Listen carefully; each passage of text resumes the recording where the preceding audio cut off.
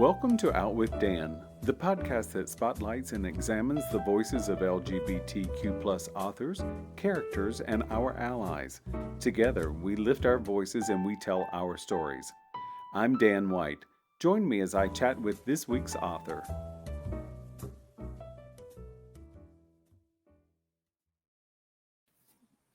Hello and welcome back to Out with Dan. It's a special Nonfiction Friday. Today I'm joined by Phil Gambone to talk about Breaking the Rules, the life of Ross Terrill.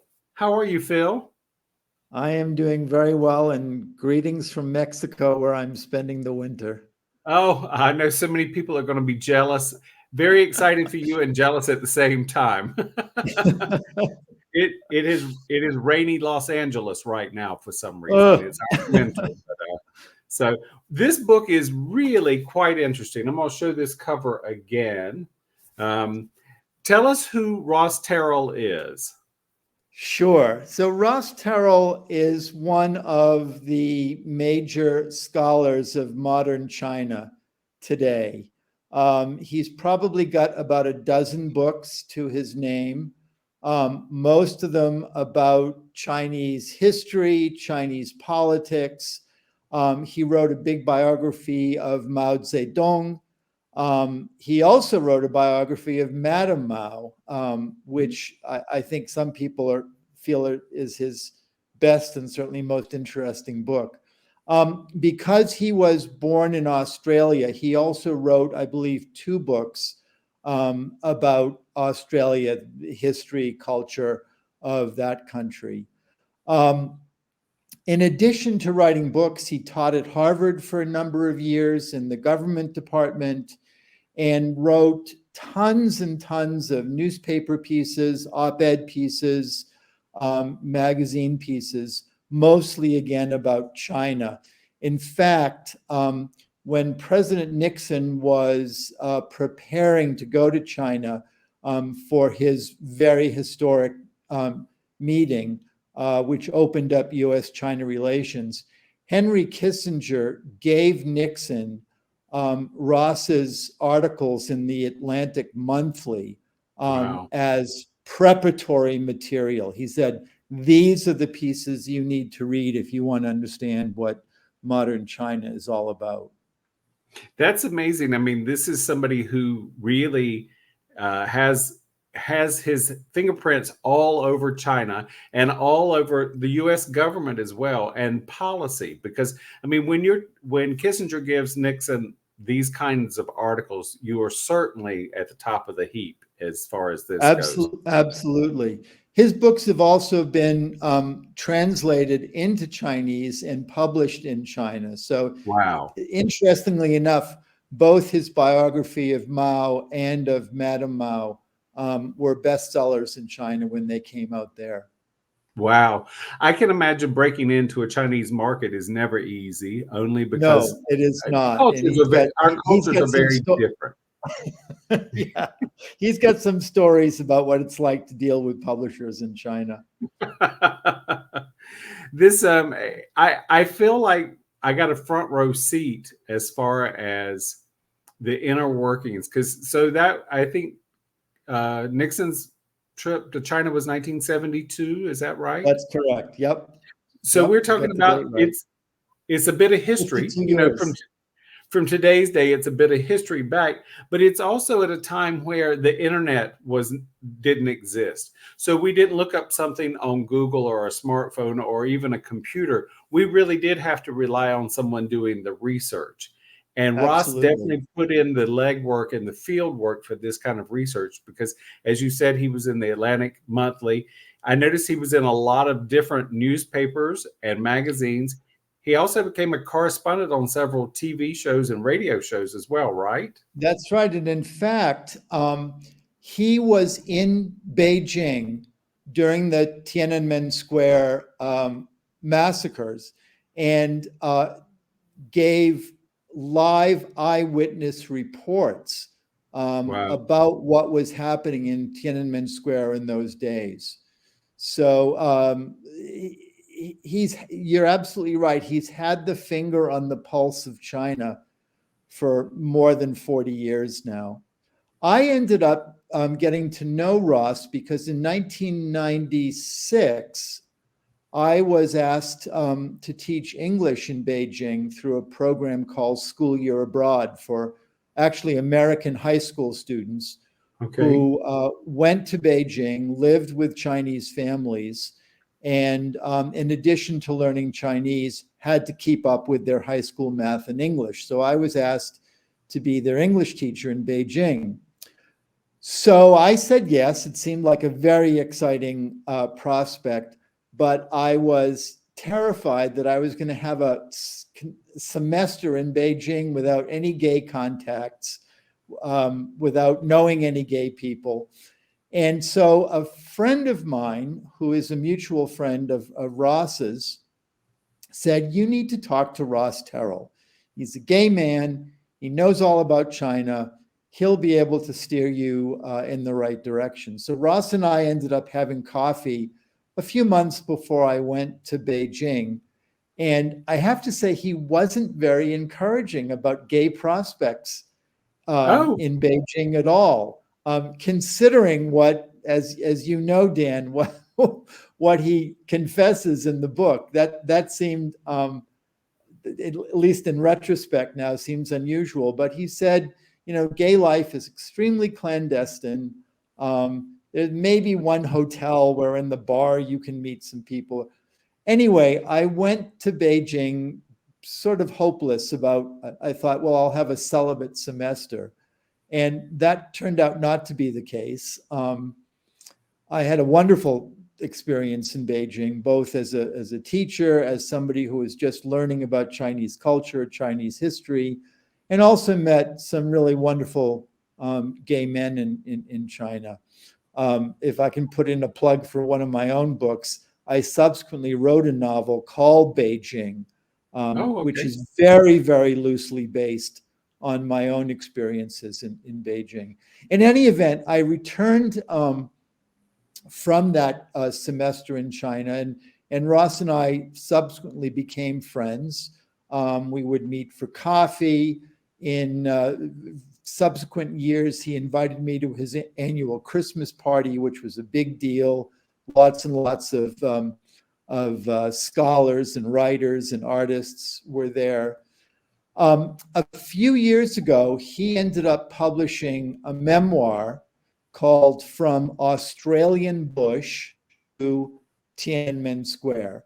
And it traced his history from the time he was born out in the Australian bush until the Tiananmen Square massacre. But that memoir was very circumspect about his sex life. In fact, it was silent about his sex life. But Ross had always talked to me about wanting to eventually write about his sex life. He had been keeping a diary from at least the early 60s, if not earlier. And eventually that diary became very, very explicit about, to use your word, Dan, is very busy sex life. Go ahead. Yes, he was definitely a busy boy and a busy man. That's for sure. So yes. So I told Phil before we started recording that in Wilt Chamberlain's autobiography, Wilt Chamberlain estimated he'd had sex with 6,000 women. And while I don't know that Ross had sex with 6,000 men, he certainly was busy, and he and Wilt would have a lot to talk about. That's for sure. I think so. His gay sex life began actually at Harvard. It was this Australian who came from a rather constrained, repressed, traditional Australian boarding school, college background. He was a pretty fervent Christian too. He comes to America and experiences the freedom, sexual freedom and other kinds of freedom that was available to him in the early 60s in America. And sort of, I want to say came out with a vengeance, but in fact, he lived a rather closeted life. So his sex life, I think, began at Harvard. And once he got a taste of it, wow, did he get busy. So Phil, I love that because, I think sometimes in life, when I was growing up, my mother told me I hated squash. So I grew up believing I hated squash, but once I tasted one and realized I loved it, I wanted more squash. So that's my eggplant analogy with squash, I guess. But, Ross simply found out that he was free. And I think college is often, especially for people who are a little bit older, college was that, I don't want to call it a breeding ground because that doesn't sound very positive, but college is our first time away from home that we really are rather free. We choose what time we want to take a class, what time we want to get up, what time we go to bed, and we choose to meet people that we might not have met in our insular bubble growing up. So here is Ross coming to Harvard with an Australian accent. I'm sure that couldn't have hurt either. And, and all of those wonderful liberals of Massachusetts. So I think Ross found his home. He did find his home. And when he published the memoir, that's when he approached me and he said, the memoir is completely silent about my sex life. I'm now in my 80s. I really want to tell the other story of Ross Terrill. And I've got this journal that I've been keeping forever. And it's too long. It's got to be cut down. It's got to be edited. I'd like you, he said to me, to make the selections and edit the journal. So I said, sure, this sounds like a really interesting project. It turned out to be a much more complex project than I ever had imagined. Yes. I think I talk about this a little bit in the introduction that I wrote to the book. When Ross first started the journal, he was handwriting it. Then when the first computers came along, I don't know if you're old enough to remember this, Dan, but they were these sort of word processing machines called K-Pros. So for a while, he kept the journal on a K-Pro. And then as technology advanced, he would keep switching computers, laptops, desktops, etc. So he ended up with literally thousands of pages of documents on all sorts of different machines. When he went to convert from one machine to another, some of it became gobbledygook. So I was handed hundreds of pages of these journals, not particularly in chronological order either. Oh, Lord. So my job as the editor was to put it in chronological order, decide on the proper balance between the passages in which he talked about his scholarly life, his writing life, his publishing life, his traveling life, and his sex life. So a project that I thought would take 6 months ended up taking over 2.5 years. I can imagine when I use the word exhaustive, I do not jest because I've never seen, except maybe a 12-year-old girl who's in love with a classmate, I've never seen someone keep a journal that is so specific. Yes. Some of the things are mundane, but everybody has mundane in their life. So, but Ross would talk about having been to a cocktail party with John F. Kennedy's sister, and he was talking to her, and then he talks about going home and having sex. And it is just as matter of fact with one conversation as the other. I think matter of fact is a great word. He was very matter of fact about this happened. This happened. And I think it's also, to me, it's a nice thing to see someone. We talked a little bit about this before we started recording. Some people come with an idea of one partner, one life, and they stay together. Divorce happens. Not everybody can attain that. Some people don't do that. Some people are more like the animal kingdom, where they roam from partner to partner. And there's nothing wrong with either way, whichever way suits your life. Ross seemed to have been very happy with the life he chose.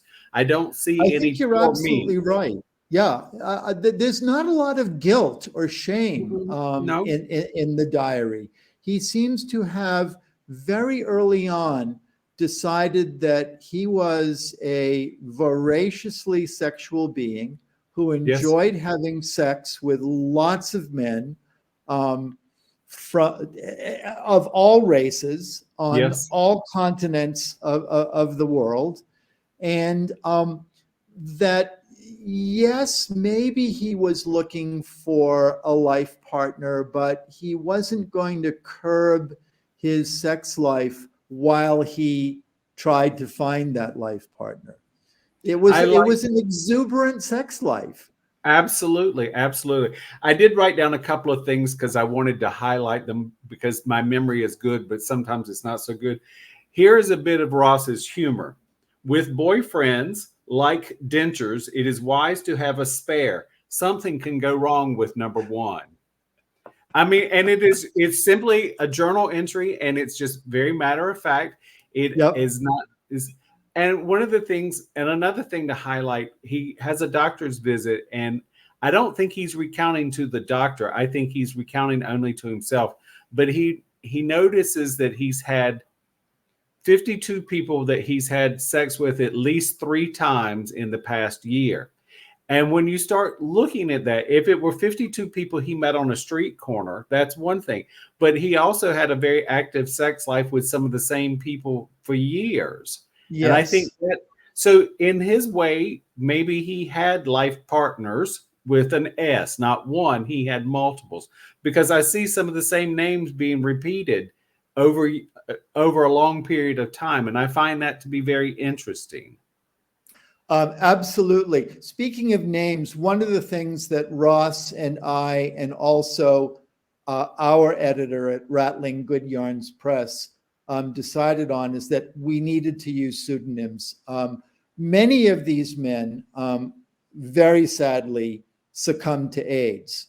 Others are still very much alive, and we made a decision that we would use pseudonyms throughout the book to protect everybody's privacy.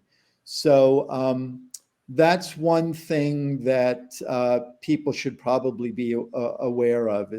But at one point, my editor at Rattling Good Yarns Press and I started to keep a glossary of all of the names. Well, I think you Ross have to. Yeah, Ross decided that he didn't want to publish the glossary, maybe just because it was too long. But you're absolutely right, Dan. There were men that he had many year-long relationships with that he was very passionate about. At the same time that he was giving himself permission to be busy, to dally with other men. At one point in my introduction, I say his life was a little like a French farce by Feydeau, where you'd have one man exiting one door after a little sex hookup and another one entering 10 minutes later. And parts of it are just very, very funny and very entertaining. I should say at the same point that Ross himself, while never feeling guilty or ashamed, did wonder at times whether he was a sex addict, whether it was getting out of control. The amazing thing about his life is that he could maintain such a robust sex life and at the same time keep up his academic and scholarly and writing career. There was never a time when he missed a deadline or failed to do his writing. Somehow, he was such a passionate person. He was a championship squash player, a gourmet restaurateur. He had this voracious sex life, and he had this amazing scholarly career. and somehow he managed to balance it all. And I suspect, this is me guessing, but I suspect that one aspect of his life simply fueled the other aspects of his life. I think that because he was very passionate about sex and romance, he was passionate about food and about working and writing and traveling. I think that that gives him, in my estimation, a happy life. I mean, he's someone who clearly says, I fly first class. I go first class everywhere I go. You notice that when he talks about hotels and stuff, he's not staying at the Motel 6. He's staying at, the biggest and the best in Marrakesh. And yes. I do want to talk about one of the trips to Marrakesh. He talks about hooking up with the waiter. And then there was another gentleman from another table who hooked up with another waiter. And so that made me a little surprised when he gave you sort of a little bit of rain cloud about going to Beijing. I mean, here's a man who goes to Marrakesh and hooks up with a waiter. Perhaps he didn't see you that way, Phil. I don't know. You know what I'm saying? So I wonder if Ross thought when he went to Beijing, would he be celibate or would he be out finding someone? So maybe he was channeling you. I don't know. It's hard to know. It is hard to know, and I've never asked him that or confronted him about that. But I remember, as I was editing his diaries, reading my own, and reading that entry where I said, Ross was not very encouraging about my going to Beijing and finding gay men. So, to be fair to him, Beijing and Marrakesh are not the same. And certainly Beijing, when Ross was going there a lot in the 70s and 80s, was a very repressive place and a very dangerous place for gay men. Even when I was there in 1996, and this has changed, but in 1996, there really was only one gay bar. And I remember one night I was there and suddenly everybody cleared out. And I said to the bartender, what's going on? And he said, we just got a phone call that the police are going to raid the place. So the Americans were still standing there, having their drinks, but every Chinese man got up and left. Gone. So that was 1996. So I want to, and I'm always a little reticent to have any kind of law enforcement bashing, because I'm very appreciative of law enforcement. But let's see, I wrote this one down too. In 1987, Ross is arrested in Boston. And of course, when I get to that, I'm assuming that it's a hookup gone wrong. I mean, I hate to say that, but it's the first thing my mind went to. And it couldn't have been further from the truth. He was sort of in wrong place, wrong time. And he got arrested and he spent 16 hours in jail. And it's one of the longer passages. Yes. Because he recounts how he felt and all that. I've never been arrested, so I don't know how it is. But we talk about other countries being repressed and things not being in the best place. But here was a man who spent 16 hours in jail when he shouldn't have been in jail for 1 hour. And that was in Boston. And this was 1987. So some things have changed for the better all around the world. We still have things in our own country we have to work on. So that's my soapbox. I will yield my soapbox now. Well, and may I say, just to be on my soapbox for a second, that if Mr. Trump is reelected, I shudder to think about what what the situation is going to be like for LGBTQ people. Absolutely. I think we deserve to be just like everyone else. But I think we dodged a bullet during his first presidency. How that happened, I don't know, but I'm very thankful for. I think a return to office for him, he is out to get everyone he can get. And so it's like, we don't need that kind of craziness for sure. So everybody listening, get out and vote, and please absolutely do not vote for Trump. And if someone needs a ride to the polls, take them. Or call me. I'll buy a cab for them. So tell me, what is your favorite? Was there a biggest moment or biggest shock moment Either one. Biggest moment of oh my goodness, or was there an oh my goodness moment in editing Well, this? for me, certainly some of the most poignant moments were Ross's struggles to be faithful to 2 or 3 different partners over the years. Maybe the most poignant is his very first boyfriend, who was an undergraduate at Harvard, a Thai boy. Who died of AIDS, and I think that was a loss for Ross that I'm not sure he ever got over. He still mentions this young man that he was deeply in love with, but there were 2 or 3 others that he was also deeply in love with, and I think really struggled with, how do I maintain a partnership and at the same time continue to enjoy the kind of robust, promiscuous sex life that I've had. So that, for me, that was one of the most interesting aspects of the book. The book ends. I was just going to say, the book ends at the very end of the 80s, when Ross meets a man at the YMCA, and again, we used a pseudonym there, who actually then became a kind of life partner for the next 30 years of his life, and continues to have an affectionate relationship with him. Not that put the cap on the busyness, but no, I don't. He would disappoint me if it had. I will be honest with you. I love the fact that, as I said earlier, he had a busy life, but he also talks very directly about it. He doesn't pull any punches, and I also am very appreciative he doesn't look on with a lot of guilt, because then I remember the jazz singer Ruth Brown used to say, if you're bold enough to do it, be bold enough to own it. So, there's no need of feeling sorry for it. Once you've done it, you should be happy with the decision you made.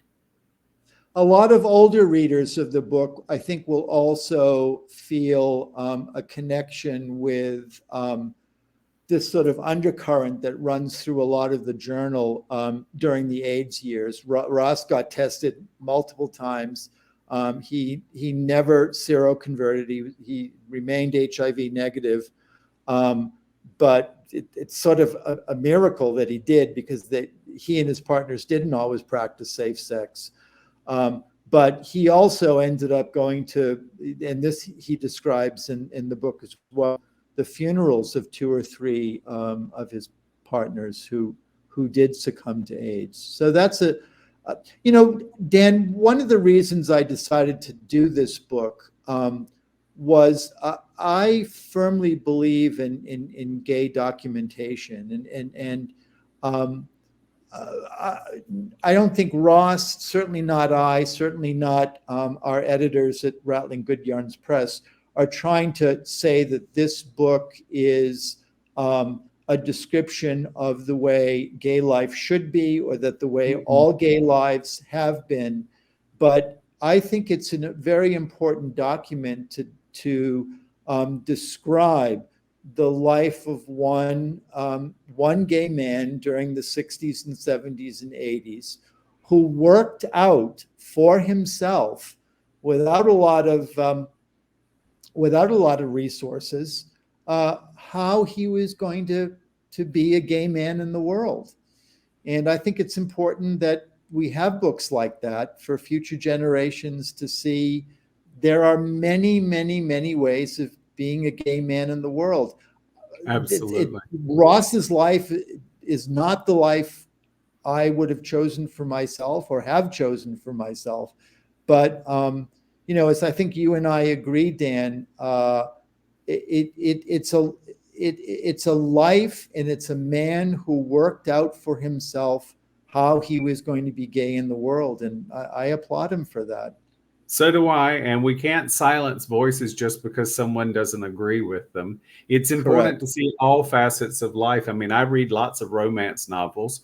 But it doesn't mean everybody's romantic. I read lots of mystery novels where people are killed. It doesn't mean I'm going to go kill someone, but it is important that we get voices out there, because this is also not just, oh, I had sex with a lot of people. This is somebody who had a very important life, as well as having a robust sexual activity. So I like having somebody that I would say is a fully formed person. So that was an interesting read for me. Thank you. Glad you liked it.